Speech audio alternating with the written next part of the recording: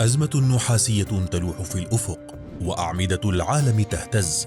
مناجم التعدين نضبت، وأخرى أغلقت، وبعضها على وشك الإغلاق.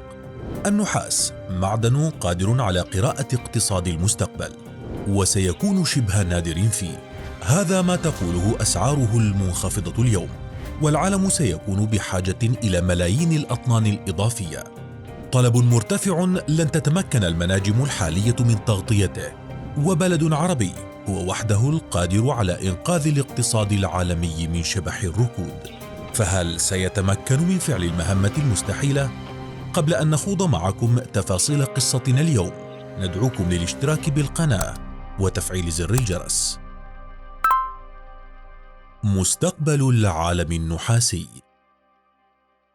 النحاس معدن قادر على التنبؤ بقوة الاقتصاد، فمن خلاله بإمكاننا معرفة مستقبل اقتصاد العالم بين النمو والركود في الأعوام المقبلة، وذلك بسبب دخول المعدن في معظم الصناعات، حيث يستهلك قطاع البناء 46% من النحاس في العالم، ويذهب 21% إلى الكهرباء، و16% إلى قطاع النقل، وال17% المتبقية تستخدم في الآلات الصناعية والمعدات.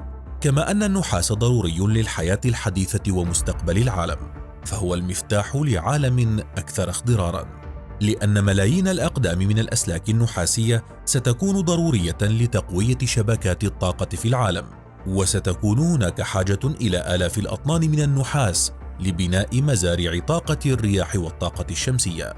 كما تستخدم السيارات الكهربائية أكثر من ضعف كمية النحاس التي تستخدمها السيارات التي تعمل بالبنزين، ويتوقع أن يستمر سوق صناعة السيارات الكهربائية بالنمو.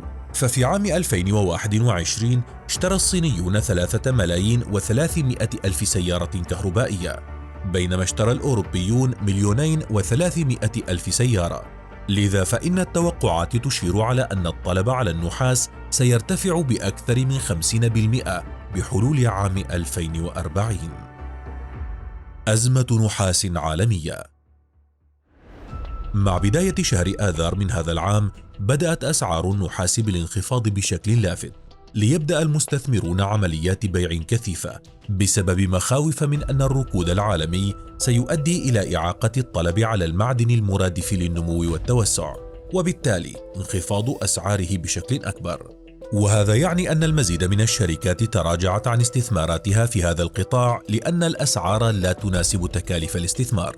وبسبب نضوب مناجم النحاس الحالية وعدم قيام الشركات باستثمارات جديدة، فإن العالم قد يشهد عجزاً تاريخياً يصل إلى 10 ملايين طن في عام 2035. وبينما يصل سعر الطن من النحاس في الوقت الحالي إلى $7,000، فإنه في عام 2025 يتوقع أن يبلغ $15,000. ولحل العجز، فإن الشركات بحاجة لاستثمار $150 مليار في العقد المقبل، وهذا ما لا يحدث، حيث يستغرق تطوير منجم جديد وتشغيله ما لا يقل عن 10 سنوات، مما يعني أن القرارات التي يتخذها المنتجون اليوم ستساعد في تحديد الإمدادات لمدة عقد على الأقل، وسيظهر نقص هائل يعيق تقدم العالم ويكبح النمو العالمي، لأن المستقبل قائم على الكهرباء، ويستخدم النحاس في مجال الطاقة المتجددة والسيارات الكهربائية بشكل كبير. وتعد الصين أحد أكبر المتسببين بانخفاض الطلب على النحاس وتراجع أسعاره، وذلك بسبب أزمة العقارات التي تعاني منها وتوقف البناء بشكل شبه كامل. وتشهد كل من تشيلي وبيرو اللذان يمثلان معا أكثر من ثلث الناتج العالمي من النحاس توقفات كثيرة في بعض استثمارات التعدين بسبب مطالب السياسيين بجزء من أرباح المناجم، وذلك بالتزامن مع إضراب واسع يقوده العمال بين الفينة والأخرى مطالبين بالمزيد من الحقوق. معادن السعودية.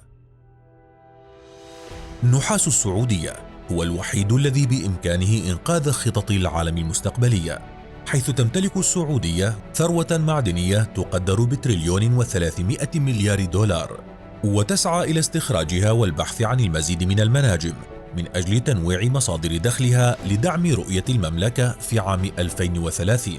لكنها تواجه صعوبة كبيرة في استخراج هذه المعادن، منها صعوبات لوجستية، لكن المشكلة الأكبر هي عدم توفر المياه الضرورية في المناجم للتعدين. وتستهدف السعودية إلى تحقيق زيادة في حجم قطاع التعدين ليصل إلى 64 مليار دولار. ولتحقيق هذه الرؤية قامت المملكة بزيادة عدد التراخيص بشكل كبير، فقد وصلت تراخيص محاجر البناء إلى 1300 رخصة، بالإضافة إلى 530 رخصة كشف و166 رخصة استغلال. ووصل حجم الاستثمارات في قطاع التعدين إلى نحو 180 مليار ريال، ويتوقع أن تتضاعف هذه الاستثمارات مرة ونصف حتى عام 2030 مع زيادة في الوظائف تصل إلى 220 ألف وظيفة. فهل ستتمكن المملكة من تلبية احتياجات العالم من النحاس في المستقبل؟ أخبرنا رأيك في التعليقات. للمزيد شاهد من هنا وثائقي الجنرال الأبيض مبيد الإمبراطوريات.